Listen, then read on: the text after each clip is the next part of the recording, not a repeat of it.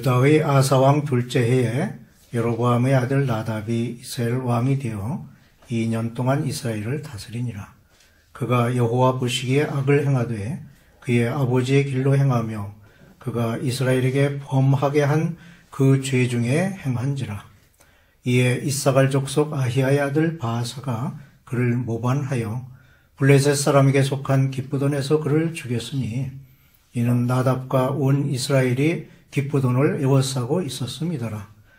유다의 아사왕 셋째 해에 바아사가 나답을 죽이고 대신하여 왕이 되고 왕이 될 때에 여로보암의 온 집을 쳐서 생명 있는 자를 한 사람도 남기지 아니하고 다 멸하였는데 여호와께서 그의 종 실로 사람 아히야를 통하여 하신 말씀과 같이 되었으니 이는 여로보암이 범죄하고 또 이스라엘에게 범하게 한 죄로 말미암음이며 또 그가 이스라엘의 하나님 여호와를 노엽게 한 일 때문이었더라. 나답의 남은 사적과 행한 모든 일은 이스라엘 왕 역대 지략에 기록되지 아니하였느냐. 아사와 이스라엘의 바아사 왕 사이에 일생 동안 전쟁이 있으니라. 아멘.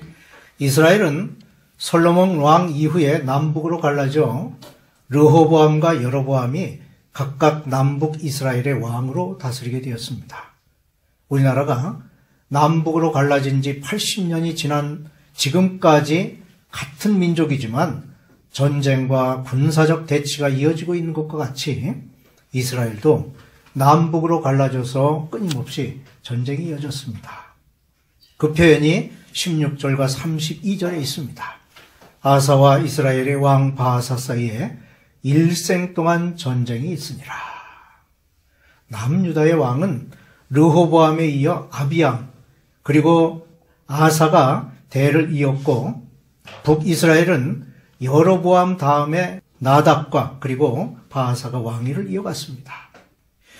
남유다와 북이스라엘의 확연한 차이를 볼 수가 있는데 유다는 다윗의 자손들이 대를 이어 왕으로 세워지는 반면 이스라엘은 반역에 의해 왕조가 바뀌는 경우가 빈번하게 이루어졌습니다.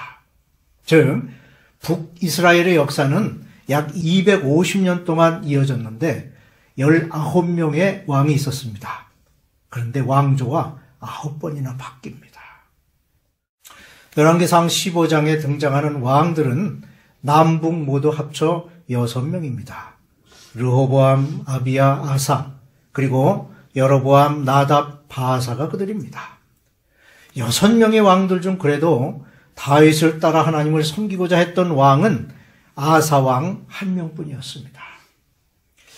오늘날 대통령이나 수상 또는 왕정 국가의 왕들이 백성들을 생각하고 돌아보는 경우보다는 자기들의 기득권을 유지하기 위해 정치를 베푸는 경우가 더욱 많은 것을 보게 됩니다. 우리는 이런 말을 가끔 합니다. 정치만 잘하면 더 좋을 텐데.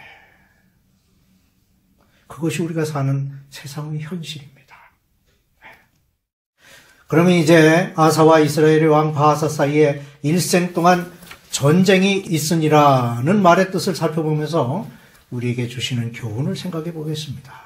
유다 왕 아비암이 죽자 뒤를 이어 즉위한 아사는 유다 영토 내의 모든 남창들을 없애고 가증한 주상들을 제거하는 등 과감한 종교개혁을 이루어 나갔습니다. 하지만 그의 통치 말년에는 이스라엘의 위협에 하나님을 의지하지 않고 아람 왕을 의지하는 불신앙의 실수를 범하기도 하였습니다. 어느 직위에 있든지 자기에게 주어진 직책을 완벽하게 수행하는 사람은 없습니다. 왜냐하면 아무리 위대한 능력을 가지고 있어도 사람은 누구나 그 능력에 한계가 있기 때문입니다. 그러므로 어떤 직책이 주어졌다 하더라도 그 사람의 능력보다도 사람의 됨됨이와 일을 대하는 그 사람의 자세가 중요하다 할 수 있습니다. 아사 왕은 그런 의미에서 우리에게 좋은 모범을 보여주고 있습니다.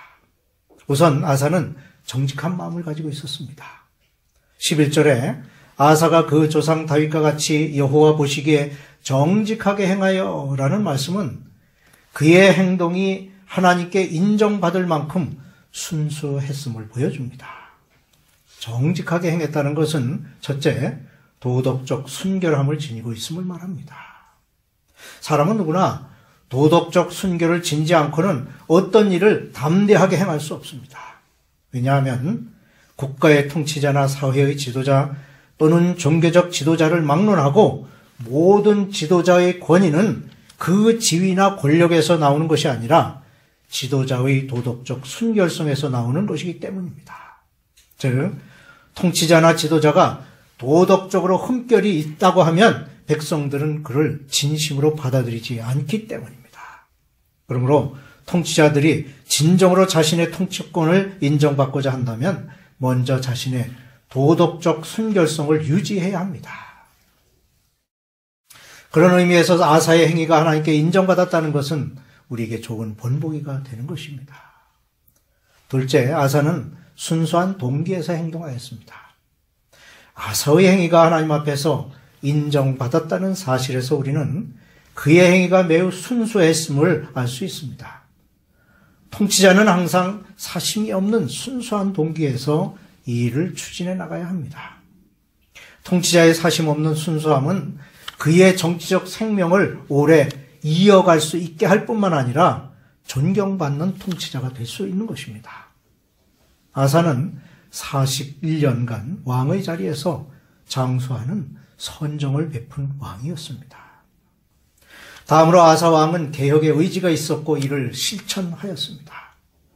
백성들은 국가의 지도자가 가지고 있는 순결성만으로는 만족하지 못합니다. 백성들은 지도자가 가지고 있는 도덕적 순결성과 함께 국가 정책에 대한 굳건한 의지와 과감한 실천이 있기를 바랍니다. 그런 의미에서 아사 왕이 남색하는 자들을 내쫓고 우상을 몰아낸 일을 좋게 여겼습니다.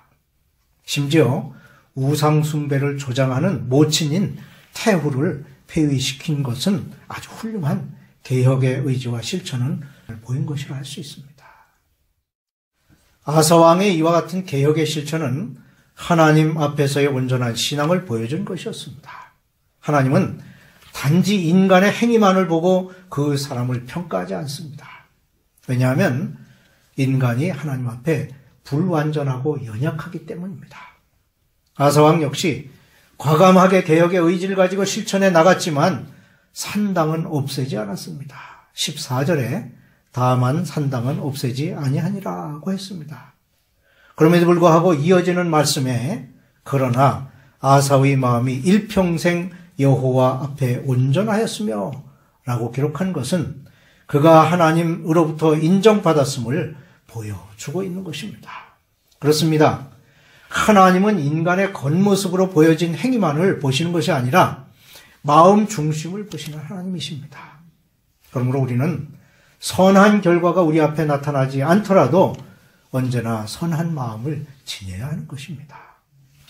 또한 하나님께서는 사람의 일면이나 한순간의 모습을 보고 판단하지 않으십니다. 16절 이하의 말씀은 그처럼 신실한 신앙으로 보이는 아사 왕도 이스라엘의 왕 바사가 유다를 치러 올라왔을 때 하나님을 의지하기보다는 인간적인 방법을 동원하여 아람 왕의 도움을 얻고자 했음을 보게 됩니다. 분명 아사는 뛰어난 신앙의 순결성과 개혁의 의지를 보여주었지만 동시에 하나님께 대한 전적인 의지를 나타내지 못했습니다.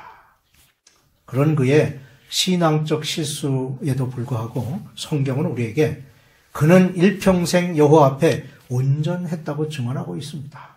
무슨 말씀입니까? 그것은 하나님께서는 인간의 불완전함과 실수를 아시기에 그 일면을 보시고 판단하지 않으신다는 것을 보여주는 것입니다. 사람들은 서로의 단점을 확대시키고 어떻게든 상대방을 넘어뜨리려고 하지만 하나님은 우리 마음의 선한 중심과 좋은 면을 부각시키시기를 원하십니다. 이런 하나님의 긍휼하심으로 인해 우리는 늘 스스로의 부족함을 느끼면서도 하나님 앞에 귀한 직임에 사용될 수 있는 것입니다. 북이스라엘의 왕조가 3대를 이어가지 못하고 반역에 의해 왕조가 바뀌게 됩니다. 이대 왕인 나답이 바하사에 의해 죽임을 당하고 반역에 성공한 바하사가 이스라엘의 세 번째 왕으로 등극합니다. 나답이 그의 아버지 여로보암의 뒤를 이어 2대 왕이 된 지 불과 2년 만의 일이었습니다. 여기에서 우리는 나답의 범죄와 바하사의 반역을 통해 얻는 교훈이 있습니다. 우선 나답이 범한 죄는 하나님의 노를 격발시킨 죄였습니다. 성경은 하나님은 죄를 싫어하시고 죄에 대해 진노하시는 공의로우신 분으로 묘사하고 있습니다. 반면에 하나님은 사랑의 하나님이시며 죄인에 대하여 오래 참으시고 용서하시는 하나님으로 보여주고 있습니다. 분명 하나님께서는 서로 다른 이 두 가지 속성을 완벽하게 이루시는 분이십니다. 여로보암의 아들 나답은 그 아비의 죄를 그대로 따라 행했는데 그 죄는 하나님의 노를 격발시킨 죄였다고 성경은 기록하고 있습니다. 왜 그렇습니까? 그것은 여로보암과 나답이 자기 자신만 죄를 범한 것이 아니라 백성들에게까지도 죄에 동참하도록 했기 때문입니다. 하나님은 한 개인의 죄에 대해서는 은총을 베푸시고 용서하시지만 그 개인의 범죄가 다른 사람에게까지 영향을 미치게 되면 냉정하고도 신속하게 징벌하신다는 것을 보여주는 것입니다. 한편 바하사의 반역이 있습니다. 사악한 제약은 또 하나의 사악함에 의해 심판을 받습니다. 우리가 세상을 바라볼 때 불의하고 사악한 자들이 선한 사람을 이기고 득세하는 것처럼 보입니다. 하지만 인류 역사를 보면 설령 불의하고 사악한 자들이 권력을 잡았다고 하더라도 그 권력이 오래가지 못했음을 보게 됩니다. 사악한 범죄를 통해 얻은 권력은 오래가지 않아 또 다른 사악한 범죄자의 손에 의해 심판받고 허무하게 종말을 고한 예가 많이 있습니다. 그러므로 우리가 이 땅에 사는 동안 평안하게 장수하기 위해서는 선한 목적을 가지고 선한 방법대로 살아가야 할 것입니다. 여로보암이 왕족이 아니면서도 왕이 된 것은 하나님의 뜻에 의한 일이었습니다. 그러므로 자신과 백성들로 하여금 우상을 섬기지 않고 하나님만을 경배했더라면 그 나라가 하나님으로부터 버림받지 않았을 것입니다. 그리고 그의 아들 나답 역시 하나님을 섬기는 자리에 있었다면 반역에 의해 무참히 죽임을 당하지는 않았을 것입니다. 반역은 사악한 마음에서 출발하고 사악한 마음은 하나님을 알지 못하고 섬기지 못하는 것에서 생기는 마음입니다. 한편 사악한 방법으로 사악한 자를 심판한 사람 역시 옳다고 인정할 수 없습니다. 34절에 바하사가 여호와 보시기에 악을 행하되 여로보암의 길로 행하며 그가 이스라엘에게 범하게 한 그 죄 중에 행하였더라고 기록하고 있습니다. 우리는 바하사의 반역을 옳다, 그르다고 단정 지을 수는 없습니다. 하지만 후에 그가 행한 행동을 보고 그의 반역의 동기를 판단할 수 있는데 그가 사악한 동기에서 반역을 일으켰음을 알 수 있습니다. 그는 분명 처음부터 올바른 신앙이나 하나님의 정의에 대해서 관심이 없었습니다. 그는 처음부터 사악한 야망을 품고 있었고 나답의 범죄를 이야기하는 것은 단지 그의 야망을 드러내는 부실로 삼은 것입니다. 그러므로 사악한 방법으로 사악한 자를 심판하는 것을 옳다고 인정할 수 없는 것입니다. 왜냐하면 그것은 징벌하는 자나 징벌을 받는 자 모두를 불행하게 만드는 것이기 때문입니다. 이스라엘은 솔로몬 왕 이후 남북으로 분열되어 각각 왕국을 이어갔습니다. 오늘 말씀은 분열 왕국 초기에 몇몇 왕들에 대한 기록을 담고 있습니다.